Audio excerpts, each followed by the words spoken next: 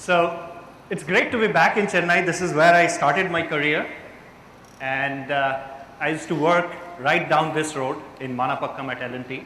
So just old memories kind of filling me up since yesterday night. So what we're going to do today is learn a bit more about what I love to call the digital revolution that's taking place in India. And I know all of you who have been part of who are running various startups, very small and medium businesses, you'd love to know, as you rightly said in the morning, how to make more money, how to acquire more customers, how to build your brand, how to engage with different customers that you have, and in the long run, be successful. So with that, let me get started with a small trivia.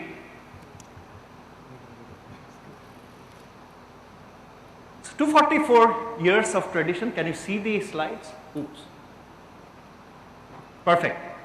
So very recently, a 244-year tradition came to an end. Perfect. I didn't even have to give a clue. Thank you. Can we get one of those cool Google mugs for him? Perfect. What happened? Anybody?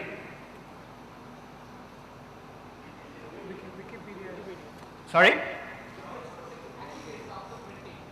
Stopped printing. They went online. Sorry? Yeah.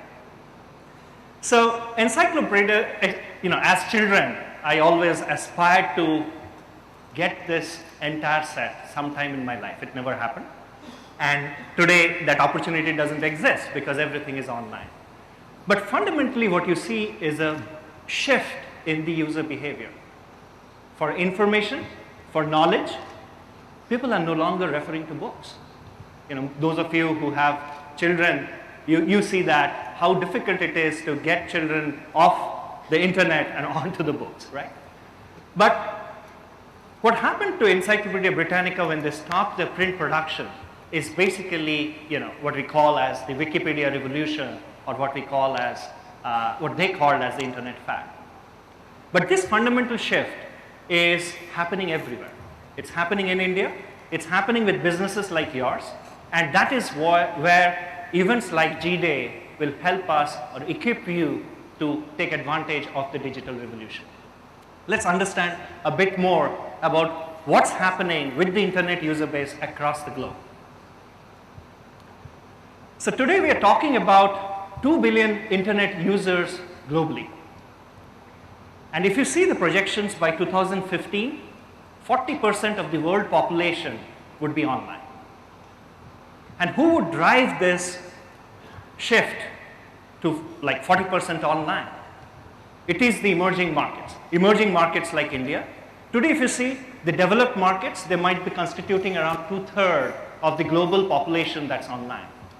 But by 2015, it'll be almost like 50% of users would be from the emerging economies.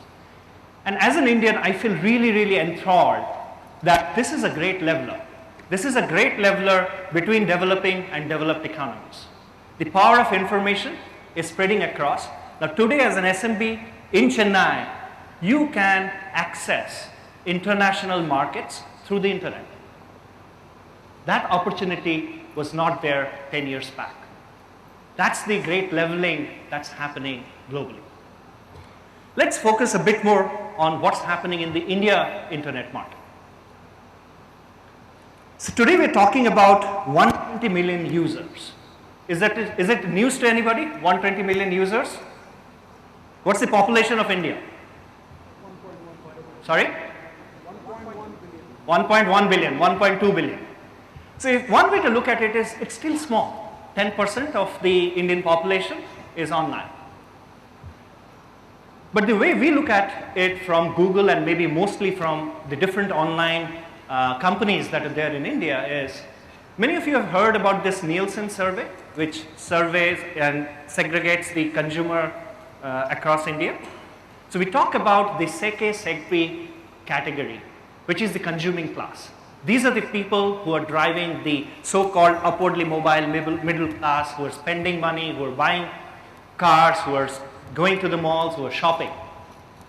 Now that Seke population is close to 260 million. And what we are talking about is this 120 million is close to 50% of that Seke population. Right? So you have an access to 50% of the consuming class in India already. And by very conservative estimates, we expect this to be 300 million by 2015.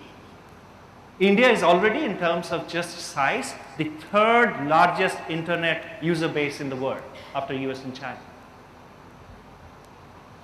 We're talking about 70 million mobile internet users. And this, like 3 years back, was almost close to zero.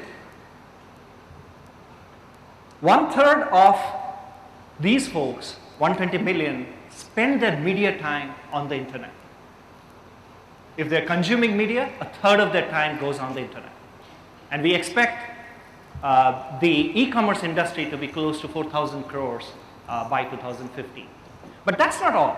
India is a very, very young population. If you take, like 57% of the population is below 30. Many of them, I love this term. They are called digital natives, right?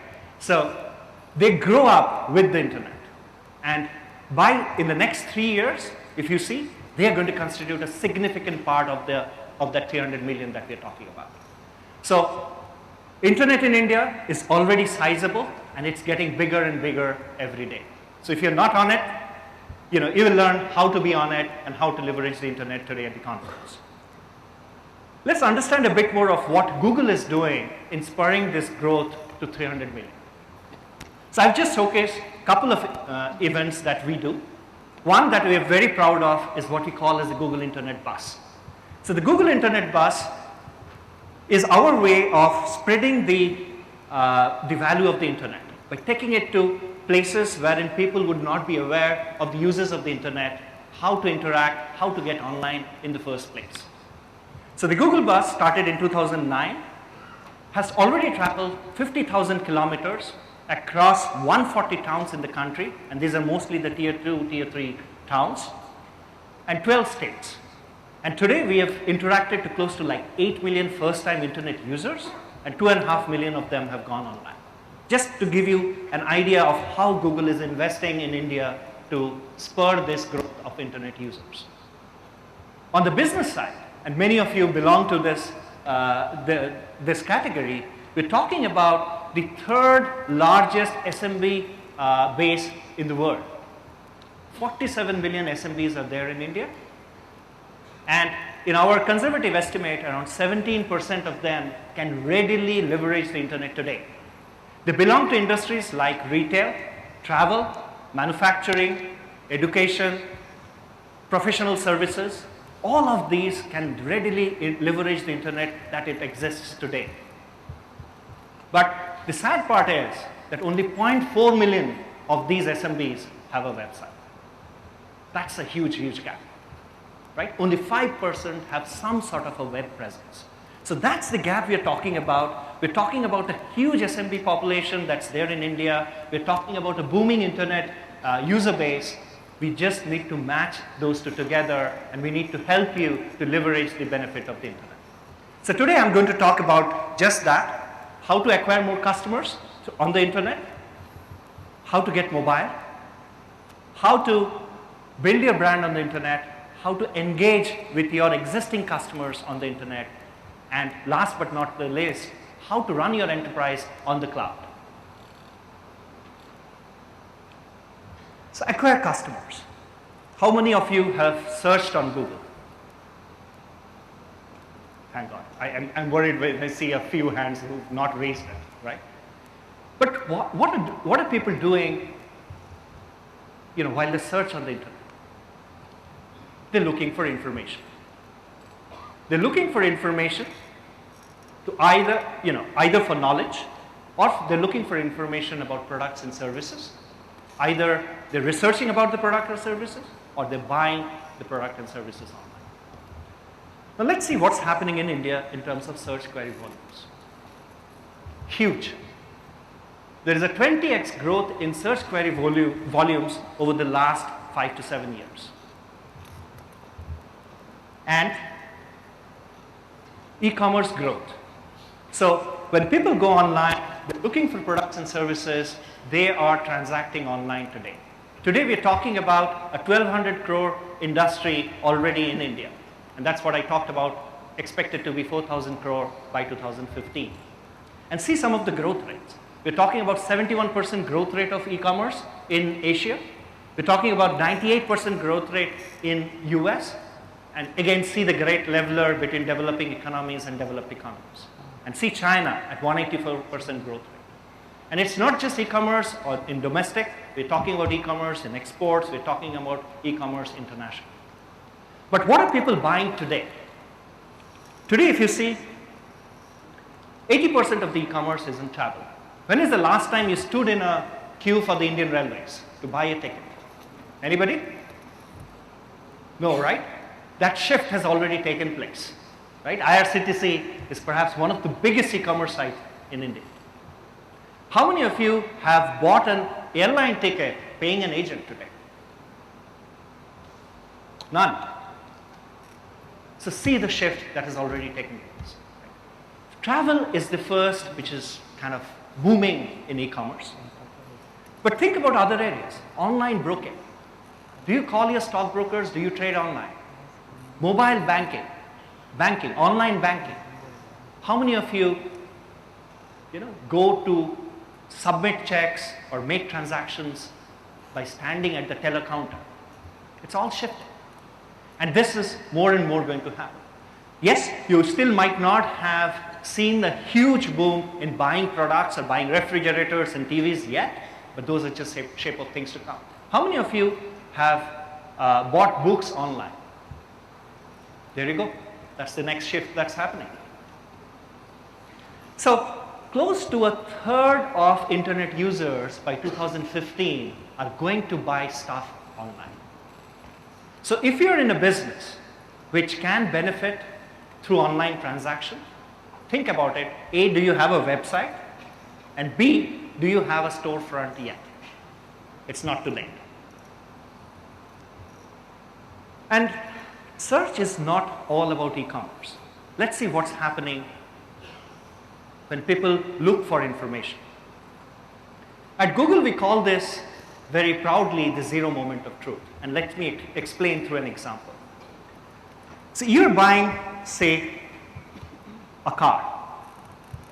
So you see advertisements of various cars, you have a budget in mind. And you're seeing advertisements on TV, you're seeing advertisements in newspaper, maybe radio, on the net. That's what we call as a stimulus. So you have a need, you receive stimulus through various advertisements. But what's happening after that? People are going online and researching about the car. And very recently, we did a research. Sorry, I'm still getting used to this clicker.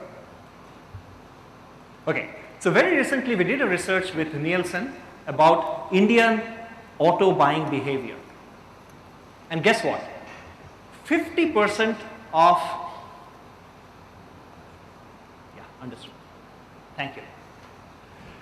And 50% of auto buyers actually went online and did the research. The first thing after receiving the stimulus was not to go to the dealership, just to go on the internet and research.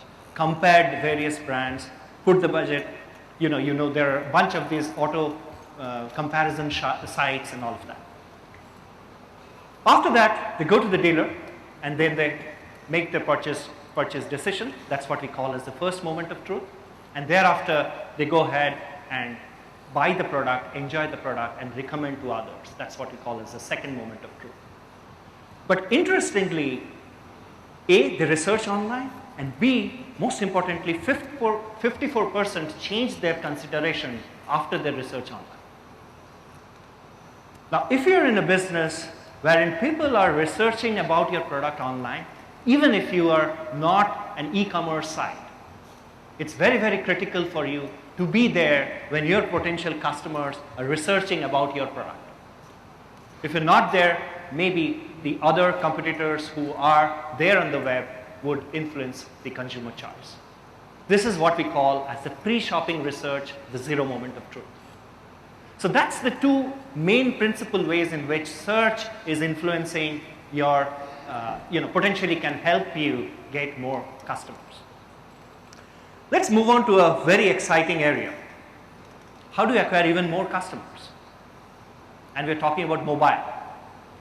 So today we're talking about 70 million mobile users, mobile internet users, not mobile users.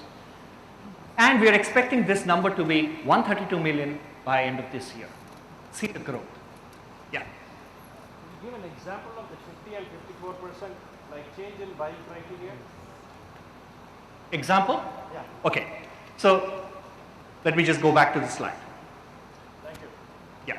So when you receive, so you have a budget in mind and you research online, and 50% of the auto buyers research online before moving on to the dealership. So we surveyed across, say, 8 top metros, across various brands, across various dealerships. And when we asked the buyer who is moving into the shop, did you research online before getting into the shop? 50% of them did that before. And when we said that, did you have a different brand in mind before you were entering this particular dealership? 54% said yes. After researching, they changed their brand preference. That's what online research is doing.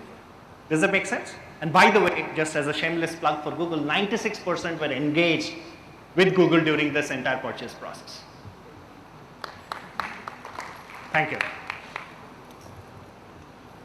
Talking about mobile, so we're talking about an explosive growth here as well. 132 million mobile internet users. Talking about penetration, 19% are already using the internet on their mobile in India. And by 2015, expect a third of mobile users to be online in India. It's huge. But what does this mean for you as a business? What are people doing on mobile? There's a huge growth in applications. So people are consuming a lot of applications. And today we are even talking about a 5,000 rupee mobile handset that is internet enabled. So people are downloading applications, whether it is your mail, whether it is your calendar, whether it is your social network sites. They're playing games, a lot of time-consuming stuff, if I may say so. And a lot of productivity applications are going through the apps. Just see the growth rate, triple-digit growth rate, 463% growth rate year on year on applications. And if your business can take advantage of advertising on those applications, you know what's happening on this space. But second, more importantly, people are searching on mobile. Especially, let's take the case of local businesses. So today, almost 50% of the users are they're searching and visiting an online website through their mobile. So if you're a restaurant and people are searching about a particular cuisine, say, yesterday I went to Murugan, Italy, for example. So if you're searching for South Indian food, there are recommendations that are coming up which are nearer to you. And if you're not there, if you don't have a mobile website, you're losing out on traffic. 40% of them are calling the business or the service provider today in India after searching on mobile. And 30% of them are transacting, are buying stuff on mobile. So that's the mobile revolution we are talking about. We are at an early stage at 70 million, but just think what that would be when we're talking about a 300 million internet user base in India. So as they say, it's not late to be early on mobile, especially if you're a local business. Please get onto mobile, have your mobile website enabled today. Next, build your brand. Now, who said brand building is only the game of the big players? You don't need to be a big player to just build your brand. And today, what I'm going to share with you is how smaller players, niche players are going to build brand on the internet. You've seen this transition of media over the last centuries, couple of centuries. In 1856, it was the newspaper which was invented. In 1919, we're talking about radio. In 1950, we're talking about broadcast TV. 1980, and see the difference in number of years. In 1980, we're talking about cable TV.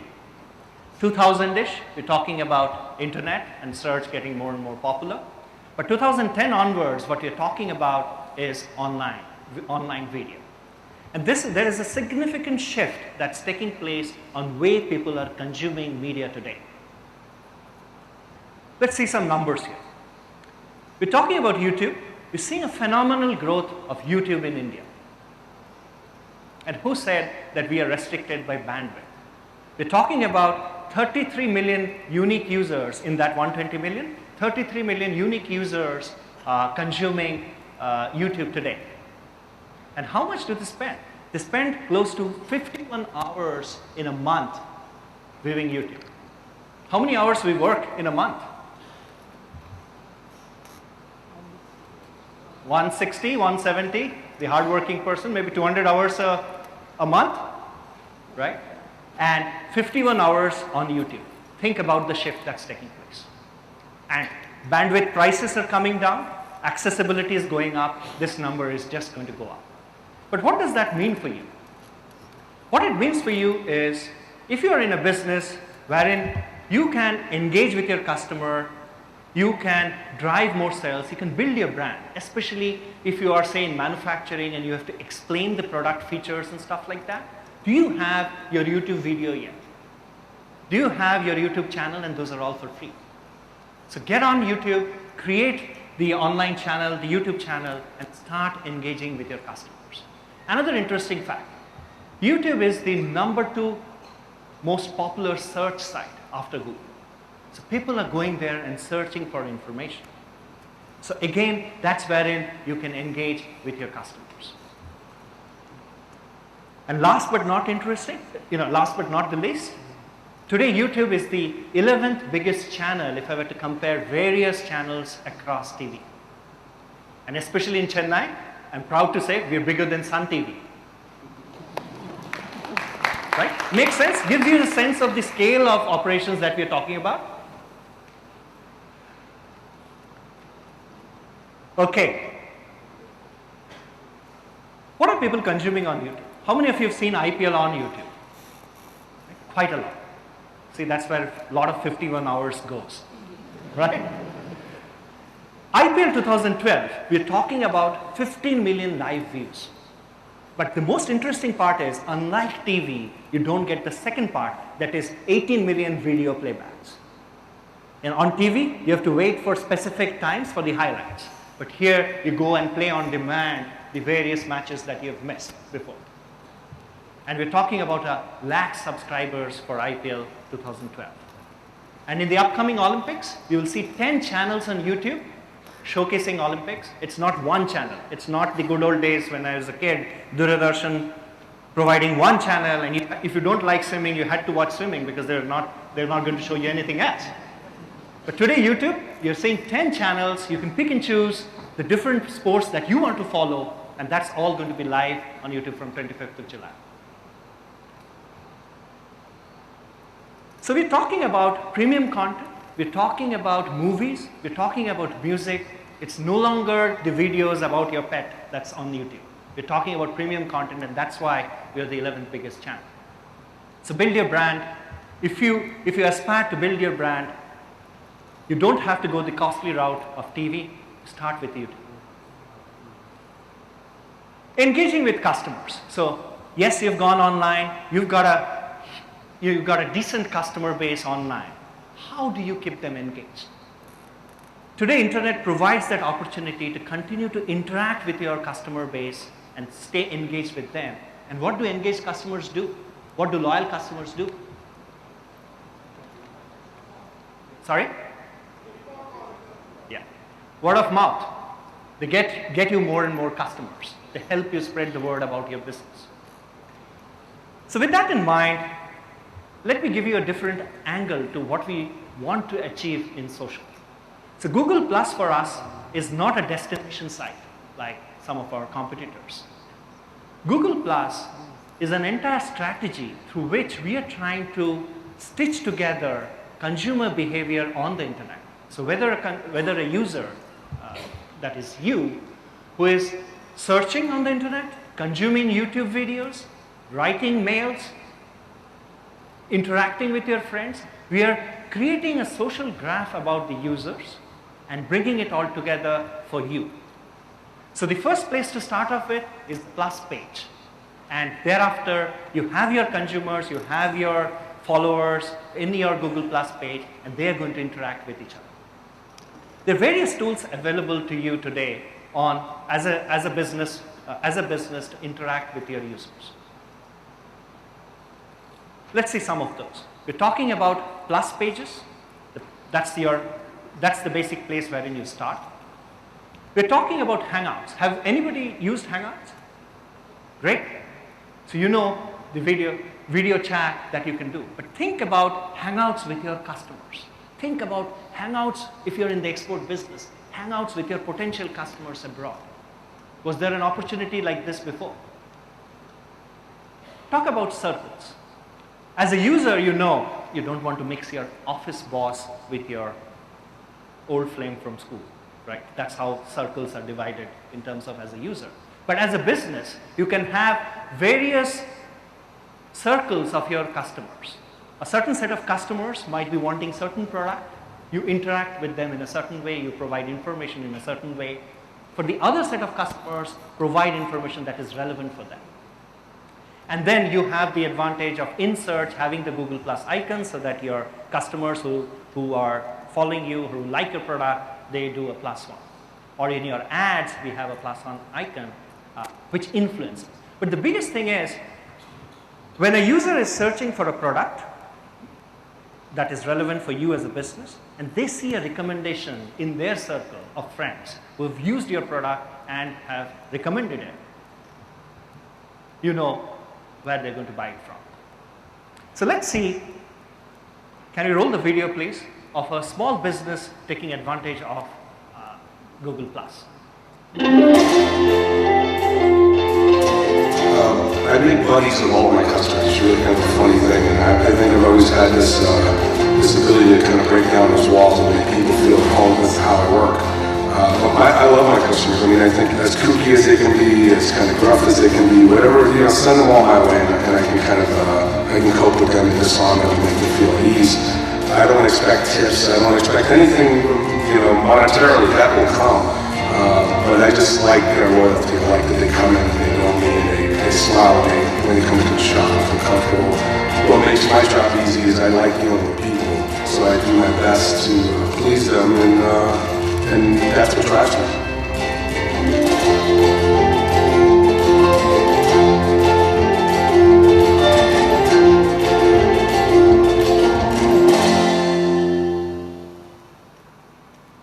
So at the center of Google Plus is people. It's people like you, it's businesses like you, it's consumers like you. Okay, so we talked about acquiring customers, we talked about building your brand, we talked about engaging with your current customers so that they spread the word of mouth and bring you even more customers. But what about you? You run a business, and we understand as a small and medium-sized business, you are constrained in terms of where you'll get your growth and how you'll save your bottom line.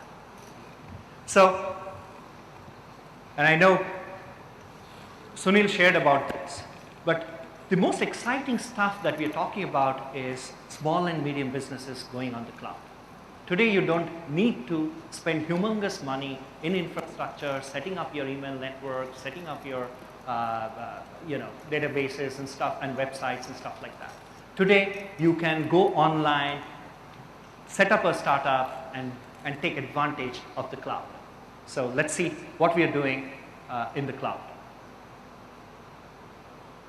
Can we roll the video, please?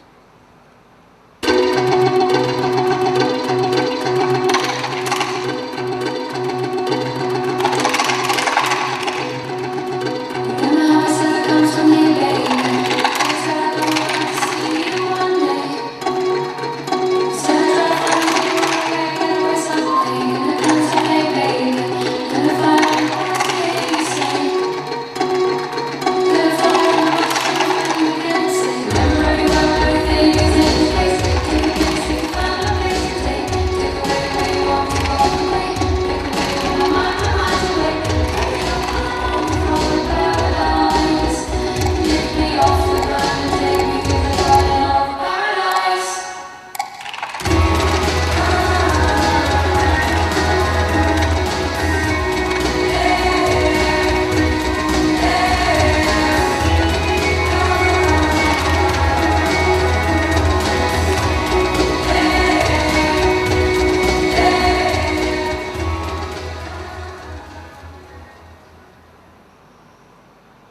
So whether it's your corporate mail application, whether it's your word processing, presentations, spreadsheets, or your website, you can take advantage of the cloud today. So in summary, what I wanted to say is there is a digital revolution that's taking place in India. Let's see something that's happening right in your backyard. You might have seen some of these before, but right in Tanjore, let's see what people are doing.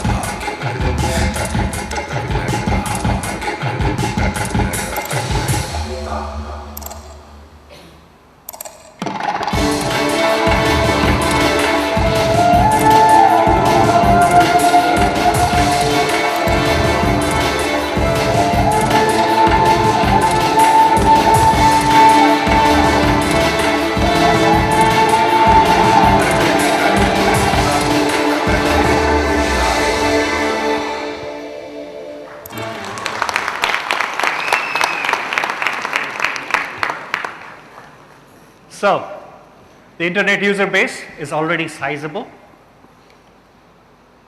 As a business, you can acquire customers, you can build your brand, you can engage with consumers through the internet. Learn more about it at the conference today. Nandri.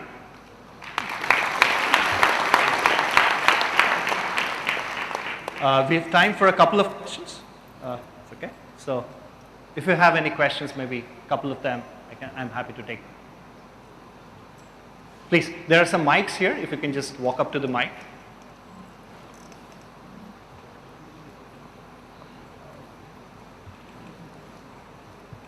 Hi. Should be on. Hi. Okay, sir. I found your zero moment of truth concept pretty interesting. Just had one. Could you be just louder so that everyone hears? Okay. I just found your zero moment of truth concept to be quite interesting. I was thinking about something and I wanted to know your thoughts on that. Is there any sort of internet police which can actually moderate anybody's attempt to sabotage a business? Let's say I am a competitor and I don't want my other competitor to succeed. I go and sabotage his reputation on Google Plus saying don't buy from here. And when a consumer is at zero moment of truth, he actually does some research and I lose that customer. So what are your thoughts on that, and is it a valid question first of all? I mean, yeah, I understand your worry. And even before we get on to Google Plus and stuff like that, which are emerging, what you're talking about is broadly what we call as spam. So today, for example, if you provide, if you have ads on Google, your competitor can go and click and keep clicking on it, what we call as popularly as click fraud and stuff like that. So things like that, we have sophisticated mechanisms in place to see the trends, to see user behavior, wherein we are always alert in terms of seeing wherein such spikes happen, and we take corrective actions. And similar stuff are in place for Google Plus as well.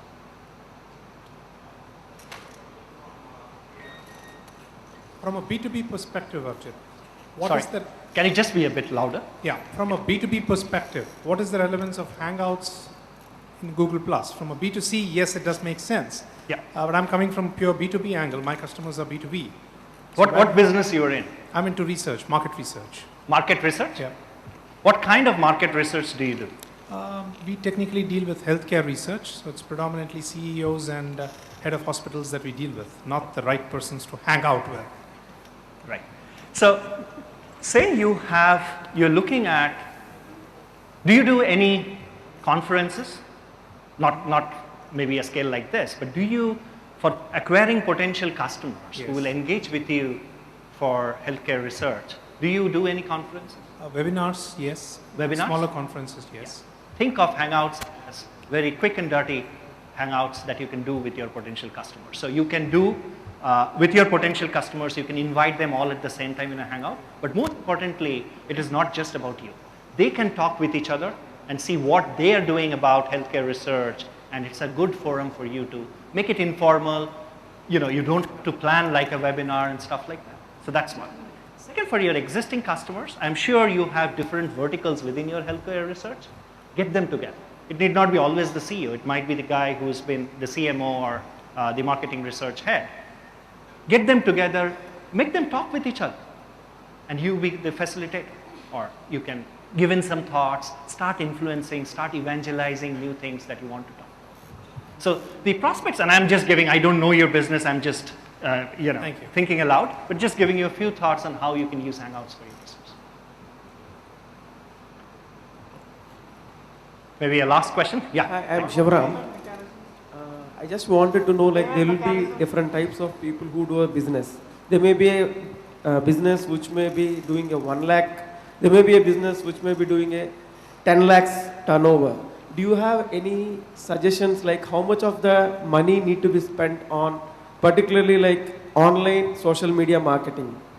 Any percentage or any sort of a guidelines which you recommend? Again, the next part is if you decide or if you recommend, maybe you have to spend some 20,000 across. Do you have anything saying like, okay, start with a small thing and then how to grow next?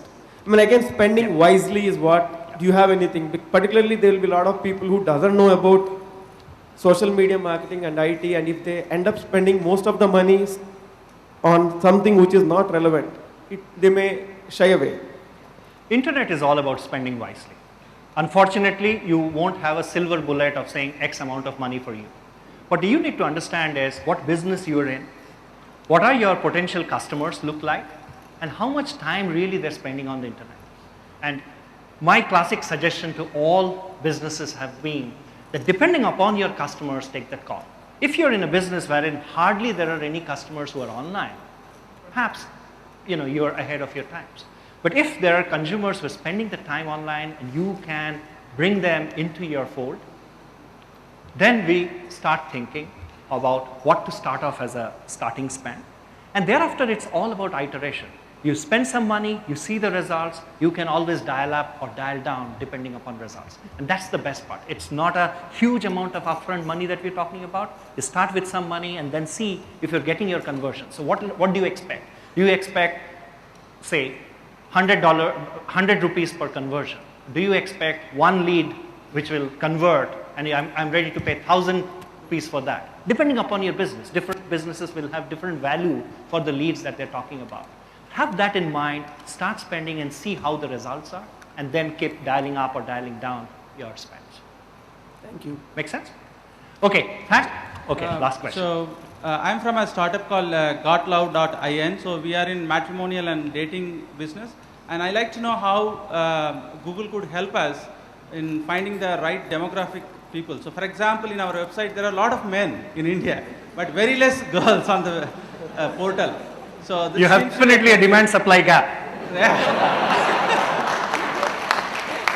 And we are there everywhere with Google tools. Even in our website, we say, we are optimized for Google Chrome only, actually. So, and we promote Gmail on our website and doing everything possible, but trying difficult to get girls. Yeah. But, the men's are there.